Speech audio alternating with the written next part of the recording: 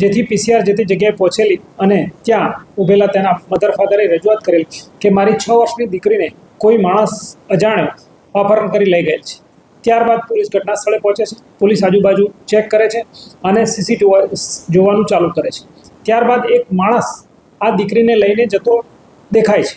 જેનો પીછો કરતાં કરતાં વડોદ ગામથી આગળ જાડી ઝાંખરીવાળા સુધી રસ્તા સુધી જતો હોય છે, પરંતુ આગળની કોઈ લીડ મળતી નથી। ત્યારબાદ તમામ સિનિયર અધિકારી આવી જાય છે અને આગળની લીડ મેળવતા વડોદ ગામથી પ્રાઇમ માર્કેટની જતા રોડ ઉપર બીજા સીસીટીવી ફૂટેજમાં તે દેખાય છે,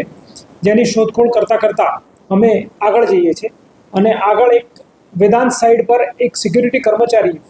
આ દીકરીને લઈ જનાર કોઈ માણસને બતાવતા તે ઓળખી બતાવે છે કે આ માણસ અહીંયાથી 7 વાગે પસાર થયેલો હતો, જેમાં પાંડેસરા સિવાય ખટોદરા અને અલથાણની ટીમો બનાવીને પણ જગ્યાને સર્ચ કરતાં છેક સવારે 5:30-6 વાગે એક માણસ જાડીમાં દીકરી સાથે મળી આવે છે, જેની દીકરી હેમખેમ મળી આવે છે અને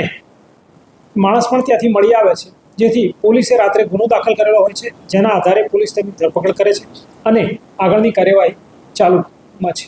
આરોપી પ્રદીપ નામનો માણસ છે, જે ભૂતકાળમાં કલર ટેક્સ તેમજ પારસ મિલમાં કામ કરતો હતો।